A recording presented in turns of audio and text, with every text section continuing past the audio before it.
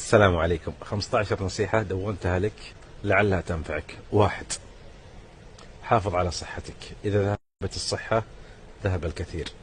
أكبر مدمرين للصحة السلوك الغذائي السيء والضغط التوتر. 2. استثمر في نفسك بالقراءة بالاطلاع بحضور الدورات، وترى العائد أكبر من القيمة. 3. أسرتك ثم أسرتك ثم أسرتك. أنت لا تملك في هذه الدنيا إلا أسرة واحدة، أعطيها وتراجع خطوات حتى تبقى الأسرة. 4. كل مر سيمر وكل هم سيزول. تأكد من هذا. شوف اللي مشغلك الآن ممكن بعد شهر والله تحكي عنه وانت تضحك. 5. أعطي أكثر مما يتوقع الآخرين منك. 6. لا تغتاب ولا تتدخل في خصوصيات الآخرين. 7. ما في شيء الدنيا يستاهل. لا تهتم لصغائر الأمور فكل الأمور صغائر. النصيحة الثامنة يا أصدقائي، قللوا من الدخول لمواقع التواصل الاجتماعي.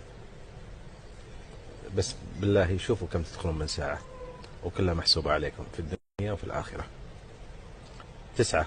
لا تقارن نفسك بأحد. حالك يتمناها الآلاف بل أجزم أنهم مليارات. 10. تصالح مع ذاتك وحب نفسك وحب ظروفك وحب جنسيتك وحب طولك وحب بشرتك وحب كل شيء فيك. القاعدة في هذه الأمور في حياتي: ما هو قابل للتغيير أنا أسعى لتغييره، وما هو غير قابل للتغيير مو قضية والله أنا فقط بس أتقبل، لا أنا راضي فيه والحمد لله دوما وأبدا عليه.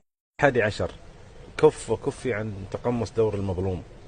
عندك مشكلة قم وقومي وانهضي وحليها بما يتوفر لديك الآن.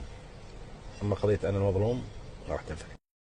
12 وله علاقة بال11، لا تكثر من الشكوى والتذمر وكل ما شافه في العالم راعي مشاكل وكنك للحالك. في كل واد بني سعد وعلى كل خد دمعة. 13. تعلم قول لا، وتأكد أيضا أنك لست مضطرا لكي تبرر الآخرين تصرفاتك أو توضح لهم أمور ليس من حقهم معرفتها. 14 يا أصدقائي، اهتموا بنظافتكم خصوصا النظافة الشخصية وأيضا أناقتكم.